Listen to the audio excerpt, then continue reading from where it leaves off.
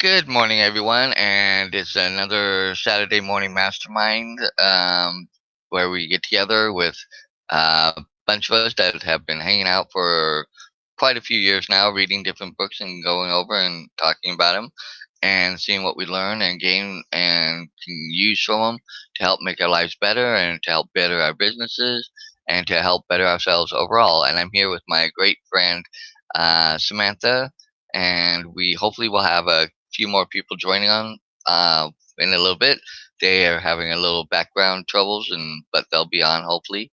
So I'll let Samantha jump out and introduce herself. Hello, how are you doing? I'm Samantha. I'm in Indianapolis, Indiana, and hopefully you won't hear this mower back here, but I guess we'll see what happens. Can you hear him? It's not like overpowering me, is it? Okay, good. This is my neighbor, not in my yard, but like 1 yard over. So looking forward to the chat today. And I'm Dan Sislik. I'm in sunny Las Vegas right now. We're kind of in a flux. We keep kind of warming up and then cool down, and then warm up and then cool down. And I'm over it. I want it to get warm, hot. I'm ready for it. So let's jump in. We're still in the book Atomic Habits by James Clear. Awesome book. We're on, I think, the sixth chapter, or I think that's the chapter we're on. Yes, motivation is overrated. Environment often matters more. That's the chapter we're on. And I read this last night. And another quick chapter. These really have not been super long chapters, and they've been easy reads.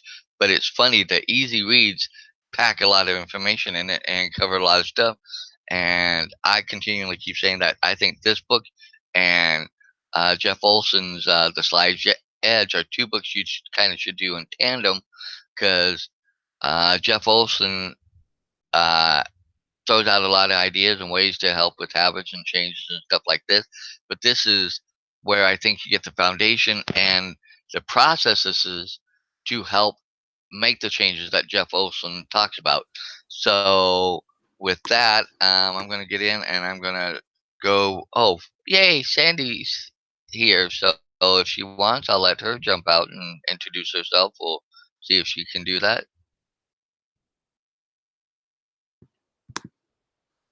You there, Sandy? I'm here. I'm still asleep. I had major insomnia last night. I don't know what was up, but here I am. I still don't have the book, and I don't know if I'm getting it. But I'm here. Sandy, sorry, Sandy from Miami. That's okay. We'll forgive you on that because I know what it's like to only sleep part of the night or not through the night because I tend to go through cycles like that. Last night I slept the whole night, so I was the opposite of you. And like I was telling Samantha, I was like laying in bed and going, "No, I don't want to get up. I just want to stay here. I just don't want to move. Don't want to do anything." And yet I'm the one hosting the uh, hangout today. So glad you're here and look forward to hearing what you have to share if you can. So, getting back into chapter 5, motivation is overrated. Environment often matters more. And in the beginning, he talks about that Anne Thorndike, a primary care physician at Massachusetts General Hospital in Boston, had a crazy idea. She believed she could improve the eating habits of thousands of hospital staff and visitors without changing their willpower or motivation in the slightest way. In fact, she didn't plan on talking to them at all, which to me sounds like, okay, you're setting yourself up to fail. But after reading this and what she did and how they went about it, it made me think more about placement of things and how things are set up in our environments that play a big part of how the cues are that we react to in establishing habits and going through processes to develop those habits that become so ingrained in part of our lives that we don't even realize that we're really doing it and they just become our part of our autopilot system, kind of like in planes and things that have autopilots where you set it on and it knows where it's going and it just does what it does through the basic routines of things. But in this process, they talked about um, the refrigerators by the cash register when people would come through the cafeteria there at the hospital and stuff. And most of the time, they had like soft drinks just front and center right there, right by the cash register. So people would buy the soft drinks because it was right there. It just kind of was part of the queue. Oh, soft drink. Oh, they let me get that while I'm here, so I have something to drink. So they didn't do anything really changing that process, but they brought in water and placed water in strategic places around the cafeteria, and they found that people would go and get the water, and their soda uh, intake dropped. Let's see, it gives the amount. Oh, over the next 3 months, the number of soda sales at the hospital dropped by 11.4%, which is a 10% drop. So that's not a huge drop, but it is a drop. But what I noticed was while it says, meanwhile, sales of bottled water increased by 25.8%. That's a big, increase when you really look at it over, you know, and a lot of times, um, it seems to me that water is a pretty inexpensive commodity at a lot of stores, but sometimes it's a little more expensive than pop because when I go into the store and I look at um, like the cheap drinks that I buy of sodas every now and then, they'll be like 80, 79 cents for a liter or whatever it is, whereas the water is two or $3 for something not even nearly as big. So that's what gets me is that more people pick the water, which is better for you in the long run, but their sales dropped, but yet they kind of helped make up the difference because of the change in water. But people were more conscious of it, and they just did it because of where they placed it. So to me, leading into that, um, I started thinking about where I've really pictured my bedroom or my living room or my kitchen, things where I have stuff, and how often, because of ease or where it's at, I just go get that when I'm thirsty or hungry, or instead of something that might be a more healthier alternative for me, and which is something I want to do, but I haven't implemented those things. And so that's part of what I kind of really like. Wow, it kind of hit me, and but it made sense. And so, what do you think, Samantha or Sandy? Do either of you have instances where you look at that, or where you make those choices automatically based on how things are set up, even just around your house or work, or anything that you're doing? Well, when I read this chapter to begin with, it struck me pretty significantly just because of the fact, I mean, I work retail. And so, we're constantly placing products that we want to sell the most of at the most convenient areas. And I mean, we recently did this entire big change with our the way that our cash wrap station is set up. So it's like our cashiers and all of that. So we moved it from one place, put it in another place, and then is that mower too loud in the background? You hearing it? No, okay. So we put this whole long line, and in the line we have all of this impulse buy items. And so, when I was looking at this and how they had reorganized everything, in this, the hospital cafeteria just to promote a behavior change, not only to change sales and whatnot. Of course, at our place, it's all about the sales. We aren't trying to change people's behaviors, but at the same time, when you look at that, it just made me realize how purposeful the retail industry is about placement of products, and how I had just never thought of it in a home life context before. And so that was what really struck me. And but I noticed it in the hospital here. I guess this is, I don't know when they were doing this, number of years back. I'm sure that they shared their results with other hospitals, et cetera, et cetera.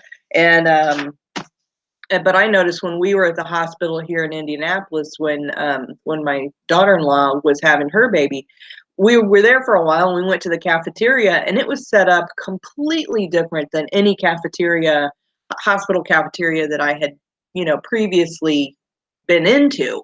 And but I noticed how they had just changed, how they have more healthy foods and the placement of the foods was in the prominent area, whereas the fried stuff was like at the back. And they had more salads, they had more fresh and healthy foods, and it was like the pop dispenser was back here, but yet the good drinks were in the cooler closer to the cash register. And I didn't really think about it until reading this chapter, and I was like, oh wow, I wonder if they set up their hospital cafeteria with the intention of helping people eat healthier, or if it was just because, I don't know, they're trying to stay with the times. I don't know, but it was just an interesting thought, thinking about that. And just the whole thought process of all of our environment and the placement of things. I mean, like fast food restaurants, where they are. I mean, they're right off the highway. They're right next to your, they're at the most the frequently driven areas, so that I mean, those obviously those businesses are very very successful. But then we sit here and we wonder why so much of our population is obese or with diabetes or has all these health problems. And it's like, well, it makes sense. It's because fast food is front and center for everyone everywhere in America. And I don't know what it's like in other countries, but here it's pretty significant. And but then, like you said, Dan, is I started thinking about my home environment and going, okay, what can I do differently to create a more healthy environment at home? And of course, I've always thought, if I don't buy the stuff in the first place, I'm not going to eat it. So when I go to the grocery store, I try and avoid buying stuff that I shouldn't be eating in the first place. That way, when I'm at home, if I really want something, I have like a major effort to go and get it, And usually, I'm not that motivated to go and get it, so that's a bonus. But it still makes me think about, Well, what other things I can do. well, I'm wanting to add to a little point on that too, because it's funny. Because going back to like what you were saying, talking about placement and stuff in stores, and I know this because I worked retail too. I did it for seven years, and I was a floor supervisor and a floor manager and stuff like that. So I learned about placement and the advertising, what to put up and things like that, and how to stage a floor and stuff like that in the retail stuff. It was more clothing and stuff like that, but or toys and things like that. But I still learned what the hot items were and how to put them front and center and stuff. But it never clicked and never carried over even to other things, except a little bit in grocery stores where, like I see on the end caps, you see the soda poppers, you see the candy that's prominent there, or cereals, or beer. Beer's another big one, things like that. And you realize, and and then it made me think and go back to commercials. What commercials do I see more of? Are they the ones of the things that are more of the healthy items that I really want to focus on? Or is it more of the things that are not so great for me? And the things that tie in, it's funny how everything kind of ties in that respect to help drive where we go and what we purchase and what we buy when we do go. And then again, coming back and going like, to the full circle where I put stuff in how my home and how my stuff's set up, and then easy mundane of how certain areas. And that leads me into where they were talking about where how some people have multifunction areas within their house that kind of do more than one purpose, but then you run into the mishmash of, well, what's the purpose really of what this space is for? And I never thought of how that can play a purpose, or be an aspect of whether or not I have success in going forward to reach the desires that I want to achieve, of like eating better or things like that, or sleeping better or things like that. Going back to what you talked about, Sandy, about insomnia and stuff. Sometimes I'll sit in bed and I'll watch TV because I have a TV in my bedroom. But am I really telling myself, is this my sleeping area or is this my lounging area or relaxing area? I do a lot of my hangouts in my chair that I have in my bedroom when I'm on here. Right, it's right next to my bed, but in my mind, it's like this is where I sit and do stuff on my laptop. So that part I have, but the rest of my bedroom or living room and areas all tend to have multifunctions because I have a table and set. I should be eating there, but do I really eat there? You know, so that's the part that kind of also stuck out to me is where and how and what are my functions of the areas in my house too. Well, I like how he specified. I mean, the kind of the main theme of this chapter is just that is to realize that it's not. He says the most common form of change is not internal, but it's external. We are changed by the world around us. Every habit is context dependent, and so when he's talking about trying to uh, control our own habits. He says, we like to think that we're in control. If we choose water over soda, we assume it's because we wanted to do so.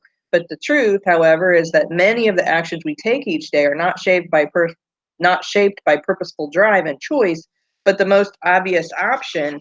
And then he was reminding us on that most of the cue, or he's reminding us that most of our habits are sparked by cues, and most cues are subtle or hidden. And he says every habit is initiated by a cue, but we're more likely to notice the cues that stand out. And so when we have our environment set up in such a way that it has these cues for the behaviors that we don't want.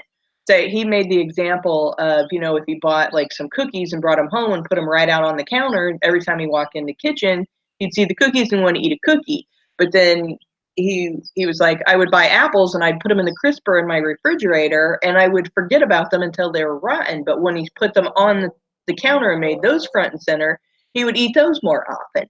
And and I kind of have the same thing. I keep my fruit out and I keep my cookies hidden, and I wasn't really doing that because of the thoughts in this book, but at the same time, out of sight, out of mind, right? If it's right there in front of you, you're more likely to, be interested in it. And there was something else. What was I was reading, and I think the Atkins diet is, because I was working on trying to reduce the carbs in my diet and focus more on, non-carb stuff. And one of the things it talked about there is when you go to the grocery store, it says shop the outside ring of the store. Basically, as you start, to go through the produce section, the deli, the meat department, the dairy, the I don't know what's at the end. I guess it's mostly the dairy, and then you come out and you've missed all the carbs in the middle. It's like if you can like just change change the way that you shop, even by not going into the areas that have the stuff you shouldn't have, then by virtue of that simple change of changing your own environment changes the way that you shop, and it changes what you bring home from the grocery store. And and unfortunately sometimes you got, well, it's like my husband, he likes sandwiches for lunch, which means I have to go through the bread department, and what's in the bread department, it's not just bread, it's Hostess cupcakes and donuts and it's all those other things that you're like, you know but you see them and they jump out at you and you're like, ooh, I got to have that, and so yeah, I completely am like, all right, so if we realize this, at least now we've recognized that, it's our environment that, cues up, and we can make changes on that. Um, and I hadn't really thought about. I don't really have problems sleeping. I've never been an insomniac. Every now and then I won't sleep because I'm stressed out about something, but I've never had that problem. But I thought it was really interesting how he was talking about, if you do have insomnia, is to create, it's just to try and train your brain that the only purpose you have for going into your bedroom is sleeping. And if you're not sleepy, don't go in there. and, stay out in your living room, read a book, do your TV out there, et cetera, et cetera. And then when you are tired, then go into your bedroom. And then the more that you do that and the more you do all of these other activities outside the bedroom and the more you only sleep in your bedroom, that's, he was saying that could be helpful. And, and I kind of looked at that in my own kind of environment, and pretty much that is the only thing I go into my bedroom for. I mean, other than changing my clothes, and that's what I don't have a TV in there, and I don't have a desk or a chair or anything. I mean, I wouldn't mind having a chair in there just to sit in to change my shoes, but I don't. It's just that's just the way it is. But anyway, so I'm done talking for now. Well, I was gonna say it's interesting how a lot of time he says something else, kind of with your thought about. Uh, I was gonna ask Sandy if she had thoughts here after I said my thing, but oh well. When we go in, a lot of times, like I have a Smith's right by where I live. It's right easy, right close. I have a Walmart a little farther away. I have a Albertsons, about the same distance. But I go to my Smith's. But for quite a while, I knew where everything was in that Smith's. I walked in, I would go to the places exactly where I knew where stuff was, get my stuff, and go and get out. Then they changed it a little bit, and I got very upset and irritated because it's like, why'd you go and change it? It was perfect the way it was. I could find everything, get in and out. Now, but they do that because they want to force you to walk around and find stuff that you want. But then in the process, you're walking by this thing or that thing, and you're looking at it and go, oh, that looks good, you know. And the other thing I always remember is don't ever go shopping when you're hungry, because you tend to overbuy too. But because of how well we know our stores or the places that we frequent a lot, we go to where we know where the stuff is. But he talked about, well, if you're having a hard problem or having a hard time of changing that habit from going because you're on autopilot most of the time and you just go and get the things that you have or specific items on your list. If you make a list and to get stuff, go to a new store, and then that forces you to be more cognizant of what you're looking at, what you're seeing, but it forces a new pattern. And so therefore you may walk in there and go, oh, well, I really don't need that because I'm really trying to find this on my list and stuff and things like that too. Once again, I would suggest don't go to a new store if you're hungry, because then as you do walk by everything as you're trying to find it, you might end up picking up more. But I was going to jump out to Sandy and see if she had any thoughts or anything to throw in, anything that she's realized, from what little bit we've even talked about. Because I know she said she doesn't have the book yet, but I'm sure she can think of some things. So let me put her on the spot for a moment. Put me on the spot. Well, that's why I think I had insomnia, because I was listening to this audio last night, and they were doing a meditation at the end of it. And no, I was just going to listen to the audio in bed till I got sleepy enough to fall asleep. But they started this meditation that's like an hour long, and I'm like, ooh, so let me try this meditation, because you're sort of leaving behind your old self in this meditation, like some emotion that you carry through life that you don't want to carry anymore, that's become a part of you, and your neurons are firing together on that, and you sort of want to break that and create a new you. So the meditation was almost an hour long, and so by the end of it, I'm so excited in my new me, and I'm like, wee, yeah, like you're feeling good about your new you that you're creating. So I think I was just so excited about my new me that I couldn't sleep. So I kept waking up in the middle of the night, like thinking about the meditation and like, oh, getting excited about who I stepped into. So I think that's interesting, because I normally have my little designated meditation spot since the days that I was doing Kundalini yoga very regularly. I have my designated mat and my pillow that I meditate on. So it was interesting how, because I meditated in bed, maybe it sort of displaced me a bit too from bed is for sleep, not to get all excited about my new life. But yeah, with what you were saying about I guess like shopping and seeing how things are in the store. I don't know. I think I've always been different. Like I know what I want, and I'm very picky about what I eat, and so I'll search out the good stuff and organic and the healthy stuff. Like the other stuff doesn't really phase me really. Like I guess because I'm just my body's so used to eating clean now that it's like I'm not turned on by stuff that's not good for me. I guess so. I'm different in that way. And like, yeah, the convenience of a McDonald's on the corner, I will drive an extra 10 miles to go find a Whole Foods or something like that. Was never a thing for me. Being distracted by the way society or advertising sets things up. It's just like, no, I know what I want. But it's funny at my mom's house, I was remembering when I go there for the holidays, like she has her little candies and she'll hide them in this drawer. And she's like, yeah, I hide them in the drawer and I forget about them. But for me, like when they're hidden, I remember them more. So she'll see me keep going in the drawer and I get addicted to candies. That's like my downfall. If I know there's candies in a house, I will eat the whole, it could be the worst kind of candy for me and I'll eat the whole thing for some reason. Like I love candies. So she'll keep seeing me go in the drawer and I'm like, you can't, this doesn't work. Because they're hidden. I want them more and I know where they are. You can't hide them from me. But I don't have that problem in my house so much, I guess, because it's just me and I know, I'm particular about what I eat and very healthy. So it's not, and I mean, I don't fill things up like to the brim that I can't find things. It's just very almost minimalistic. So whatever I buy that week, I pretty much eat that week and then recycle it all. And so, yeah, I don't have that. I don't find that I have that, like whatever's in front of me, I'll go to. It's sort of like, I know what's where and all.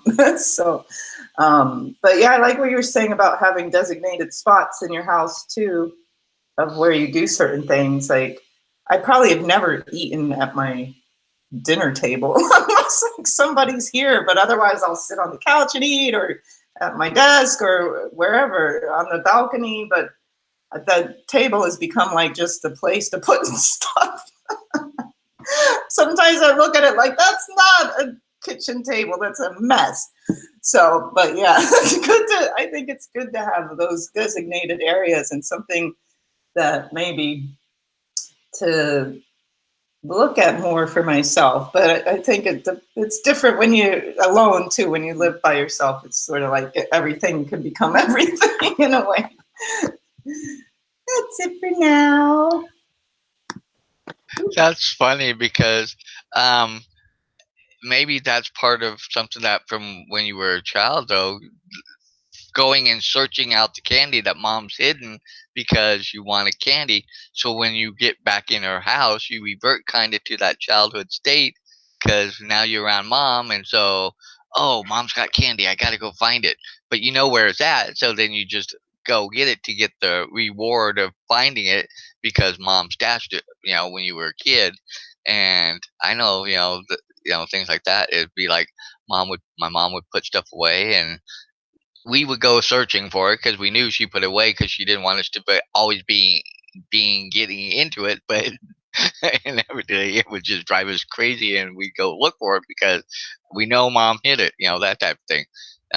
But but the part that really got me in this book was this part about in my own home, how I have the multifunctional areas that I really don't want to be multifunctional areas, but over time and space and just living life, it's just become, oh well, I'll just sit here and watch TV as I'm eating rather than.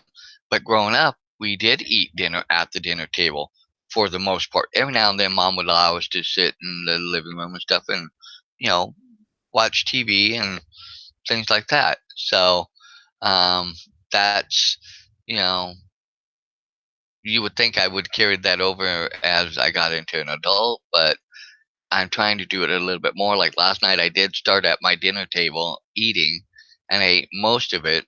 And then I kind of finished up a little bit over when I was watching TV. But I didn't even turn the TV on last night when I was eating. I was trying to focus on, so maybe it's relearning habits of dinner time is dinner time, sit and even if it's me, make it that habit for that. Because we used to sit and turn the TV down, or sometimes my mom would have us turn it off so we could sit and we would talk about our day at the dinner table. So those types of things. But I'm single. I have a roommate. Yeah, every now and then we might, be in the same room or same area, and at the same time. But basically, for the most part, he has his life. I have my life. We interact and do things, and every now and then we hang out together. But it's just interesting how I have books on my nightstand that are just sitting there taking up place. I haven't really read a lot of them. I want to read them, but have I really done that? Have I really made my focus? So this book really made me really think about the purposes and my how I can advance changes that I want to make in my home area to help me move forward to make changes in other areas. So I don't know. How has it affected, like, now that you've read this, Samantha? Has it made you think about some things more, or has it, changed your thoughts or opened your eyes to some even other things that you never really thought about? Well, I just read this chapter this morning because we've been pretty busy this week. But yeah, it did. It made me look around and go, okay, you know what?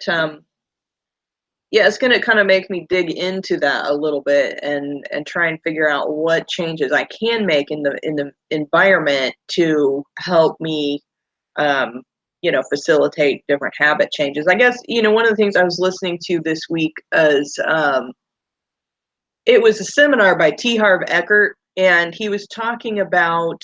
Dang it! I just lost my train of thought. He was talking about, what was he talking about? Dang it! I hate it when that happens. Um, I don't know. It'll come back to me. Sorry. But anyway, I wanted to read this little part in here where he's talking about stop thinking about your environment as filled with objects and start thinking about it as filled with relationships. Think in terms of how you interact with the spaces around you. And he said, for one person, her couch is a place where she reads an hour each night. For someone else, the couch is where he watches television and eats a bowl of ice cream. And it's funny because I kind of got into that habit for a little while where I would go to sit down on the couch and watch TV, and then I'd be like, "Ooh, I need to have ice cream." I'm like, "Okay, well, I just need to have no ice cream in my house, so I can't do that." But that's kind of. I did buy some popsicles recently, just some of those the fruit juice only with actual fruit in it. So there's a whole lot less calories in there, and I can just eat those instead.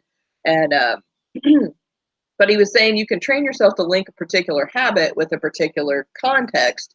And oh, I remember what it was I was going to say.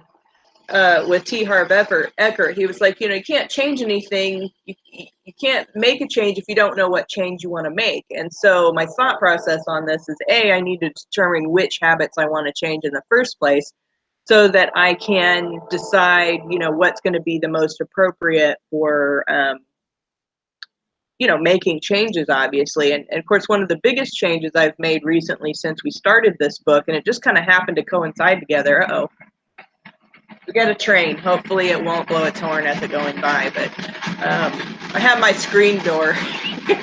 Yeah, we have a train right behind us, just like I did when I was in the campground. Is that crazy? But is it too loud? No? Okay, cool. I can't. It's loud enough for me. I can't think. It's a short train, though. Okay, there it goes.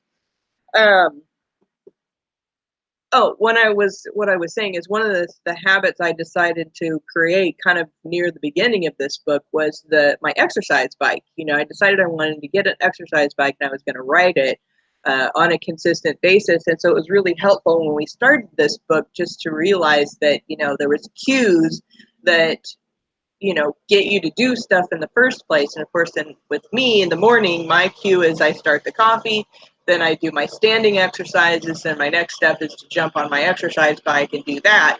And so that has worked out really, really, really well. Actually, I've pretty much ridden my exercise bike almost every day, with the exception of that week where I was sick and had my teeth pulled out.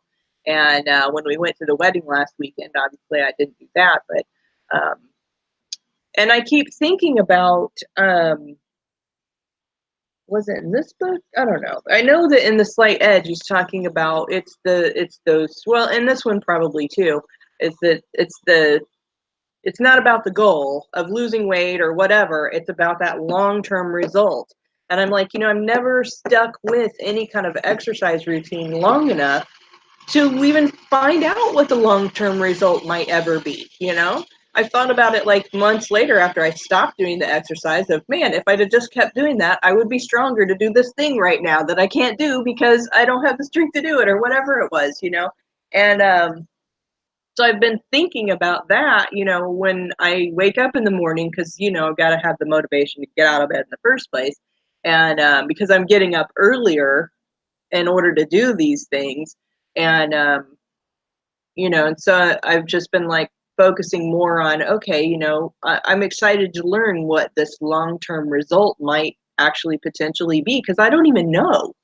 I mean, what is the long-term? I mean, obviously I'm going to be healthier, stronger, et cetera, but, at this point in time in my life, I'm not doing enough exercise to make me into like a bodybuilder or something. It's just light exercise, and it's just every day. So I'm looking forward to seeing how that turns out. So, but as far as other habits, I haven't, other than kind of changing my eating habits a little bit more. And I think that more than anything is probably just going to be not buying stuff at the grocery store I shouldn't eat.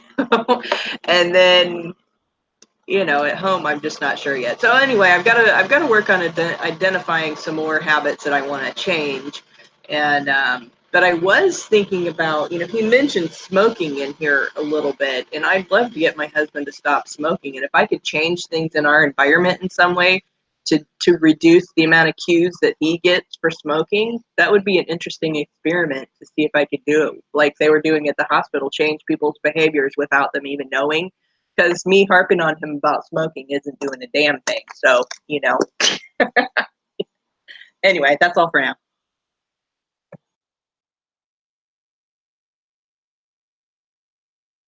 Who knows? Maybe that's part of the reason why he does continue smoking, is you can keep saying something.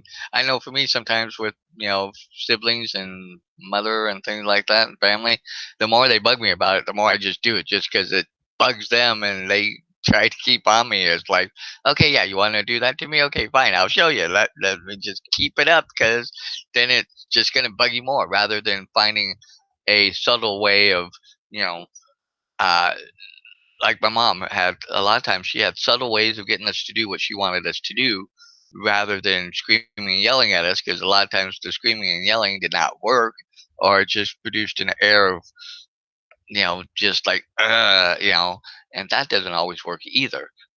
Sometimes it just fuels everything and makes it flare up more, and you just it back you know you get backlash rather than getting the result that you want. So sometimes that's the other thing, is to look at how, you know, and I know for me, a lot of times I hate change.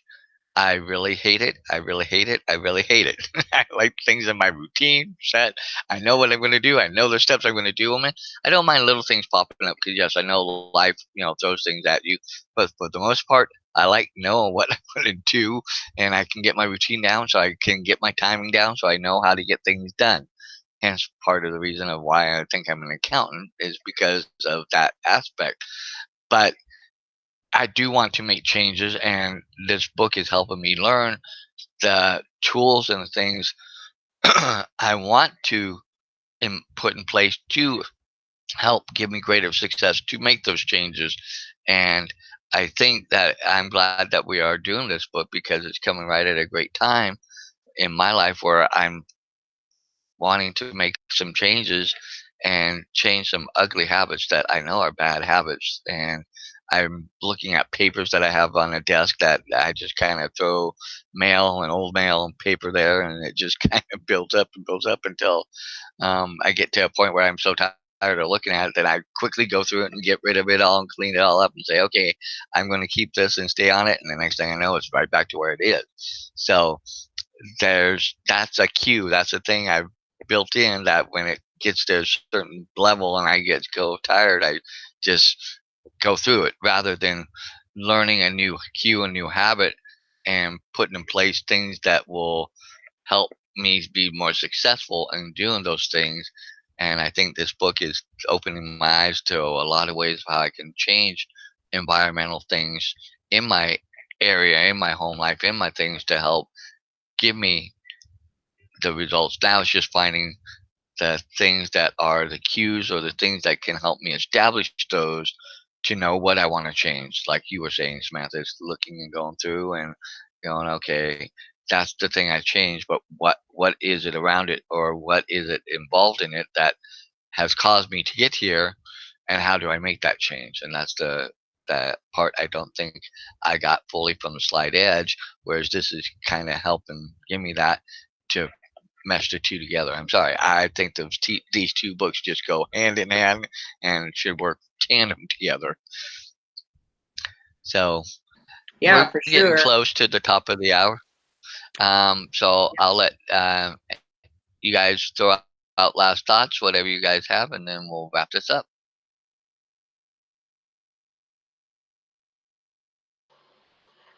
Yeah, I was thinking about that, the whole smoking aspect with my husband. And I know you're right about I know it's not doing anything for me to give him a hard time about it because, obviously he's not stopping.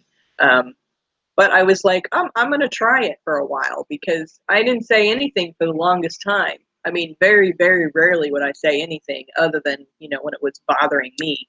And, but I'm like, I never said anything because I was a smoker too, and it wasn't until I just got fed up with it in my own life and I knew I was done that I could be done with it. And I haven't had a cigarette since.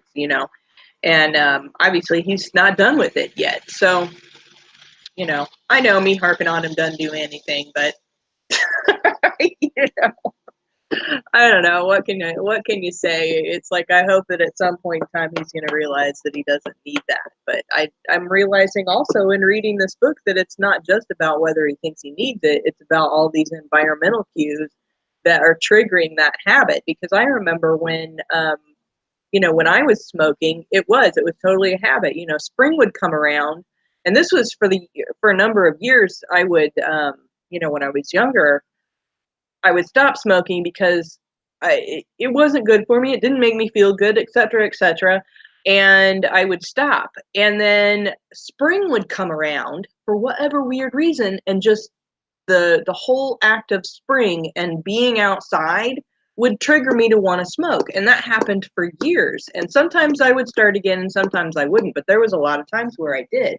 And and so it'd be things like that. It'd be like, okay, when, you know, springtime, it's nice to be outside. I'm gonna have a smoke. When I get in my car, oh, it's time to smoke. When I just get done with dinner, it's time to smoke. All those little things were triggers that I didn't realize at the time that's what they were. And of course, he mentioned that in here. And, and I don't have any control over that, for my husband. It's like that's all on him. I mean, obviously, he's got a lot of different cues that are triggering him to do that, and it's not just the desire to do it. It's all these cues, it's the habits, it's everything that is continuing this habit. So and I don't have any control over that. So I don't know, at least not that I'm aware of. Maybe there's something I can change that is a cue. I don't know what, but anyway, um off of the subject of smoking, I want to just read through this chapter summary and see if there's anything we forgot. So Well, he was saying, while you're doing that, looking at the chapter summary, I'll throw this little bit out because okay, maybe, hopefully, saying it this way, maybe it. So, like we've learned, in this book about cues and things that help trigger things. Maybe if you start paying attention to, w- if you can, as best you can, in between, being busy and stuff, the times when all of a sudden he seems to want a cigarette, and look at the cues around that time period of, and maybe seeing if you can learn what the cue is, and then maybe help put things out there that can offset that cue, so then that way the cue doesn't manifest itself as acutely as it does maybe sometimes, and that's going to put a lot of work on you. But if, like in this case where the lady did this without telling everybody, in over 6 months made these changes and stuff and affected so many lives in that way. I think you can affect his life and help trigger and help work on this process of cutting down the cues for him and help him to maybe then internally start thinking about the cues, to where then what little bit you've done will help push the rest of the cues and help trigger him to want to stop.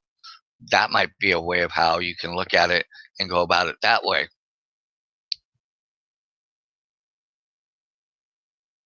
Yeah, that would be nice if I could somehow influence him in a non-subtle, a subtle way, a non-obvious way. That would be really cool.